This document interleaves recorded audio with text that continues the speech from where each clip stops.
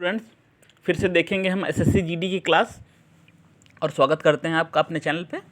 ये क्वेश्चन जो हैं, ये सारे प्रश्न जो हम आपको बताने जा रहे हैं, इसमें ये पिछली भर्ती परीक्षाओं में आ चुके हैं। आपकी जीके जो आएगी, सामान्य ज्ञान एवं सामान्य जागरूकता, उसमें करंट अफेयर के क्वेश्चन आएंगे। करंट अफेयर की सीरीज हमारे जो चैनल पे चल रही है, ज़रूर देखिए। क्वेश्चन स्टूडेंट्स मिलेंगे आपको और हर फील्ड से, हर क्षेत्र से आपके प्रश्न पूछे जाएंगे। सामान्य ज्ञान सामान्य जागरूकता का पेपर ये टफ होगा थोड़ा सा, ठीक है। पश्चिमी घाटों की प्रमुख अंतराल कहाँ स्थित है, ये प्रश्न आया था आपका, कहाँ स्थित है?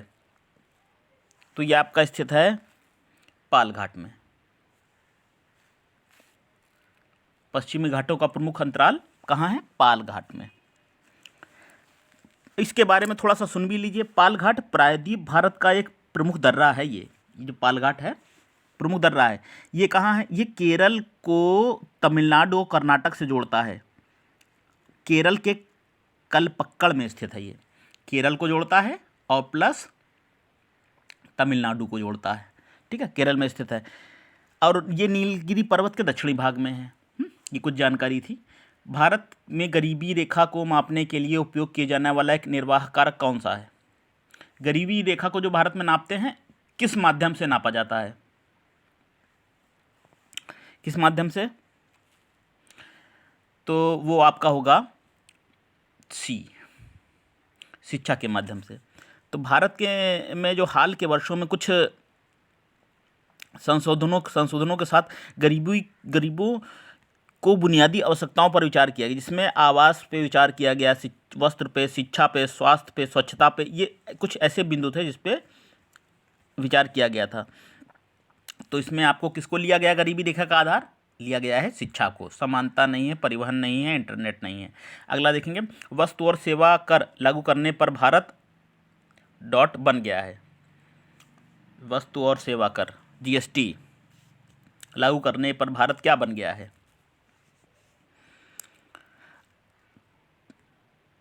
इसमें तो नोट कर लीजिए, थोड़ा सा पॉइंट है कि 1 जुलाई 2017 हो सकता क्वेश्चन पूछ लें आपकी। वस्तु एवं सेवा कर, जिसे जीएसटी बोलते हैं ना, तो इसमें 1 जुलाई ये क्वेश्चन हो सकता है, दे दें परीक्षा में, ठीक। 2017 से लागू हुई थी ये जीएसटी की प्रणाली लागू हुई थी। वस्तु और सेवा कर एक मूल्यवर्धित कर है जो विनिर्माता से लेकर उपभोक्ता वस्तुओं और सेवाओं को आपूर्ति पर लगने वाला एक एकल कर है। अच्छा, इस कर के अंतर्गत होता क्या है? केंद्र एवं राज्यों की ओर से लिए जाने वाले टैक्सों को 3 टैक्सों में बांटते हैं।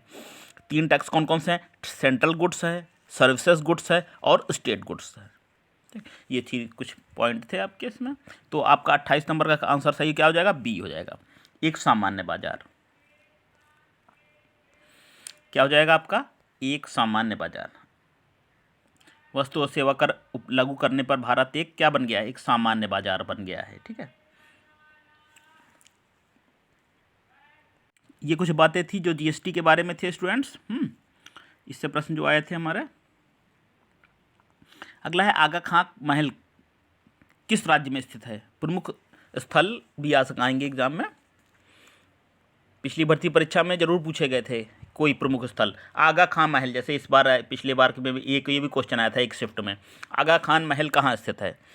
तो ये है आपका महाराष्ट्र में स्थित है। ये महाराष्ट्र के पुणे में एक ऐतिहासिक भवन है। थोड़ा सा पॉइंट इसके बारे में देख लीजिए। इसका निर्माण 1892 में सुल्तान मोहम्मद शाह आगा खान तृतीय द्वारा कराया गया। इसके भवन में महात्मा गांधी और इसके सहयोगियों को वर्ष 1942 में बंदी बना के रखा गया था। क्वेश्चन आ सकता है, 1942 में भारत छोड़ो आंदोलन जब हुआ था, तो उस दौरान महात्मा गांधी को और उनके सहयोगियों को बंदी बनाकर इसी महल में रखा गया था। आगा खान महल कहाँ पर है? ये बताया भी आपको, महाराष्ट्र के पुणे में है स्थित है। ये एक ऐतिहासिक भवन है। अगला प्रश्न देखेंगे। प्रश्न कह रहा है कि कितने वर्षों तक भारत पर शासन किया अंग्रेजों द्वारा? कितने वर्षों तक शासन किया गया? तो लगभग 200 वर्षों तक शासन किया गया। इसमें भी महत्वपूर्ण पॉइंट सुन लीजिए, हो सकता है उस पॉइंट से प्रश्न बन जाए।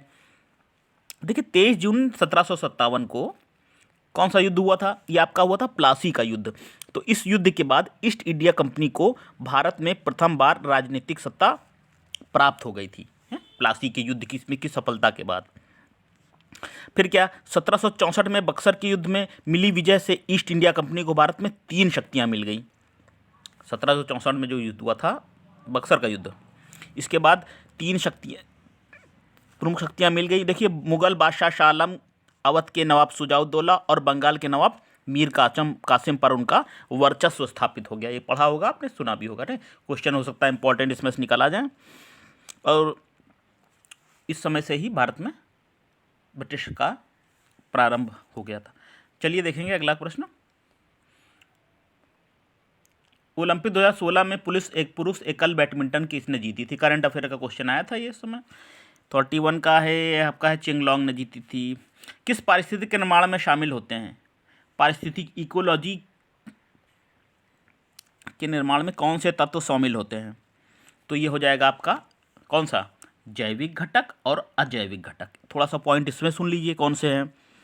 एक पारिस्थितिक तंत्र जिसमें एक दिए गए क्षेत्र में रहने वाले सभी वस्तुएं, जैसे पौधे हैं, जानवर हैं, जीव हैं, ये शामिल होते हैं। पारिस्थितिक तंत्र किसे कहते हैं? सभी पौधे, जानवर, जीव जितने हैं सभी उसमें इकोलॉजी सिस्टम में आते हैं। अच्छा, ये एक जो दूसरे के साथ मिलकर निर्जीव वातावरण में कौन कौन सी चीज़ आ जाएंगी? आ जाएंगी हमारी पृथ्वी आ जाएगी, सूर्य आ जाएगा, मौसम आ जाएंगे, जलवायु हो जाएगा, हमारा पर्यावरण हो जाएगा, हमारा वातावरण हो जाएगा। ये इसका निर्माण करते हैं। तो इसमें जैविक घटक होते हैं पारिस्थितिकी में, और कौन से होते हैं? अजैविक। जैविक घटक में मानव है, पशु हैं, जीव हैं, ठीक। तो दोनों जैविक भी और अजैविक भी। अगला देखिए, अगला आपका पूछा गया था घुंघरा लोक नृत्य। घुंघरा लोक नृत्य कहाँ पाया जाता है, कहाँ किया जाता है? एक लोक नृत्य पूछेंगे, एक प्रमुख स्थल पूछेंगे, ठीक है।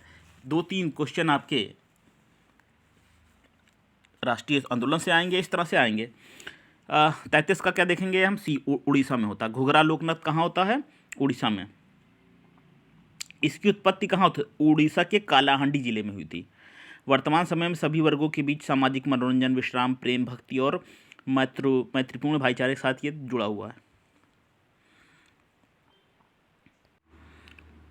देखिए, एक प्रश्न है 34 नंबर का, क्या कह रहा है? एक व्यक्ति जो धार्मिक संस्थाओं से राज्य को अलग करने की वकालत करता है तो उसे क्या कहेंगे? वो कह रहा है धार्मिक संस्थाएं हैं उनको राज्य से अलग रखिए बिल्कुल, तो उसको क्या नहीं कहेंगे? धर्मनिरपेक्षवादी, संप्रदायवादी, समाजवादी या नारीवादी? क्या बोलेंगे? ये ए होगा, धर्मनिरपेक्ष। हमारा संविधान भी इस चीज़ का पालन करता है। धर्मनिरपेक्षवाद की कोई भी धार्मिक संस्था हो, राज्य से उसका संबंध नहीं है। सभी धर्म के राज्य में, देश में सभी तरह के धर्म को स्वतंत्रता दी गई। तो ए ऑप्शन है, ये तो सरल ही है। अच्छा, इससे कुछ पॉइंट बन सकते हैं। इसमें क्या है कि भारतीय संविधान में धर्मनिरपेक्षता की अवधारणा संविधान के भाग 3 में दी गई है। किसमें? भाग 3 में दी गई। धर्मनिरपेक्षता की जो अवधारणा है भाग 3 में दी गई है। और मौलिक अधिकारों में धार्मिक स्वतंत्रता के जो अधिकार है, संविधान के भाग 3 के अनुच्छेद कौन से हैं? अनुच्छेद आपके हैं 25 से 28। धार्मिक 25 भाग 3 के 25 से 28 अनुच्छेद में धर्मनिरपेक्षता की अवधारणा संविधान में वर्णित है। और सुन लीजिए, इससे प्रश्न एक आ सकता है, भारतीय संविधान में धर्मनिरपेक्षता को परिभाषित करते हुए 42वें संविधान संशोधन द्वारा 1976 में इसकी प्रस्तावना में पंथ निरपेक्ष जोड़ा गया था। ये भी जो नोट कर लीजिए। एक पॉइंट हमने अभी आपको बताया था 25 से 28 भाग 3। एक और देख लीजिए, जो 42वें संविधान संशोधन, ये सब क्वेश्चन आते रहते हैं ऐसे स्टूडेंट। 42वें संविधान संशोधन के तहत क्या हुआ था? 1976 याद रखिएगा, ठीक है। तो इसमें क्या हुआ था? इसमें यह हुआ था कि आपका पंथ निरपेक्षता ये शब्द संविधान की प्रस्तावना में जोड़ा गया है, ठीक। चलिए अगला देखेंगे हम। पौधे में प्रकाश संश्लेषण प्रकाश ऊर्जा को किस में बदलता है? प्रकाश संश्लेषण की प्रक्रिया में जो होता है पौधों में, प्रकाश ऊर्जा किस में बदलती है? साइंस का क्वेश्चन। प्रकाश ऊर्जा बदलती है आपकी रासायनिक ऊर्जा में। ठीक है, अगला देखेंगे 36 1965 में भारत पाक युद्ध के दौरान भारत का नेतृत्व करने वाले प्रधानमंत्री कौन थे? तो 1965 का जब युद्ध हुआ था भारत और पाकिस्तान का, 3 बार युद्ध हो चुके हैं भारत पाक के। ठीक है, 65, 71 और 99 में। तो इसमें भारत का किसने नेतृत्व किया था? उस समय कौन थे भारत के प्रधानमंत्री? उस समय थे हमारे भारत के प्रधानमंत्री लाल बहादुर शास्त्री जी, एक महान व्यक्तित्व। ठीक है, ताशकंद में जिनकी मृत्यु हुई गई थी। अगला देखेंगे, कौन स्वतंत्र भारत के पहले कानून मंत्री कौन थे भारत के? जी हाँ, भारत के संविधान की रचना करने वाले कौन थे? भीमराव अम्बेडकर जी थे, का पहले कानून मंत्री थे। अच्छा, नेहरू मंत्रिमंडल में 1947 से 1951 तक भारत के कानून मंत्री रहे थे। वे भारतीय संविधान के जनक, भारत के राज्य के निर्माताओं में से एक है, उनका नाम आता है। और दलित बौद्ध आंदोलन को उन्होंने प्रेरित किया, दलितों के सामाजिक भेदभाव के विरुद्ध अभियान चलाया। ठीक है, ऐसे महान व्यक्तित्व रहे हैं। चलिए अगला क्वेश्चन देखेंगे। चिपको आंदोलन पूछा गया, सबसे पहले कहाँ शुरू किया गया?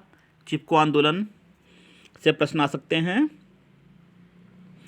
देखिए, चिपको आंदोलन का ये उद्देश्य था कि वनों की सुरक्षा करना एवं रक्षा करना, नाम दिया गया था इसको चिपको आंदोलन।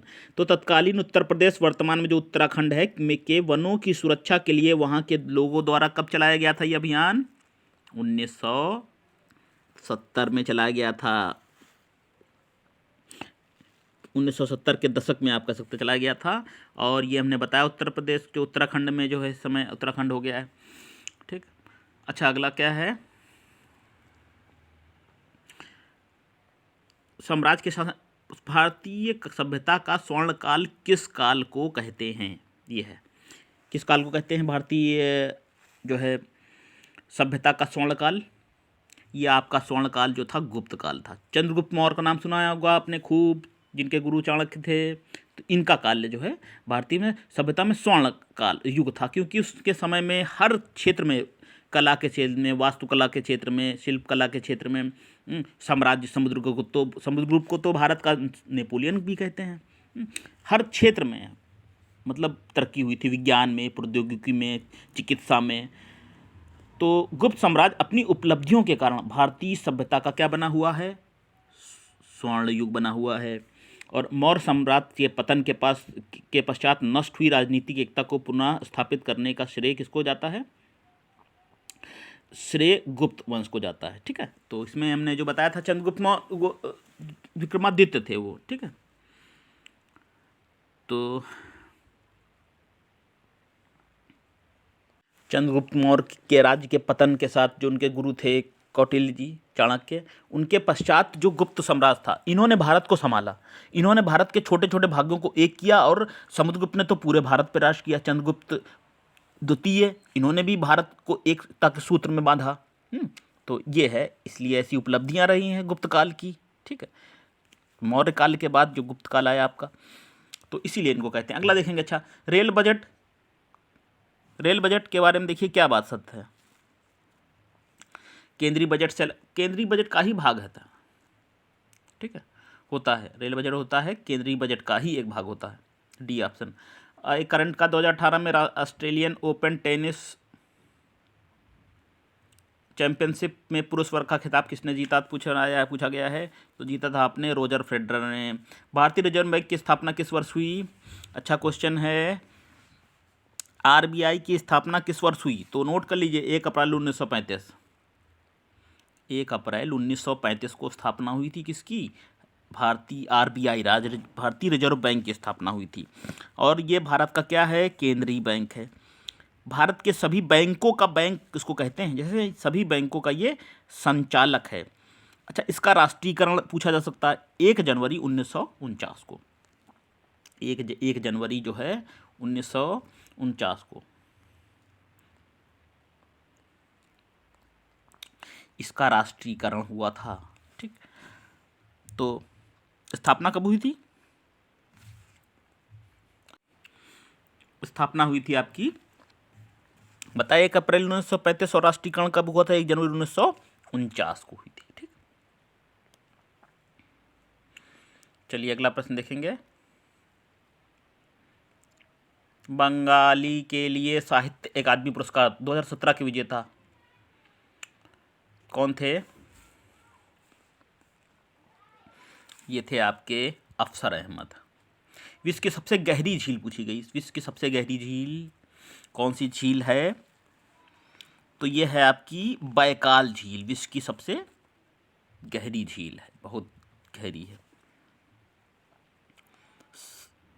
या विश्व की सबसे मीठे पानी की झील भी है। तो सबसे गहरी झील बैकाल झील और मीठे पानी की, सबसे मीठे पानी की झील, इसको ही कहते हैं। अच्छा, ये है कहाँ? रूस के साइबेरिया क्षेत्र में, दक्षिण भारत में रूस के 2 राज्यों की सीमा पर स्थित है। ये साइबेरिया है जो जहाँ वर्षों वर्ष बर्फ ढकी रहती है, तो वहीं है ये बैकाल झील। रूस के साइबेरिया में सबसे गहरी झील और सबसे मीठे पानी वाली झील। अगला देखिए,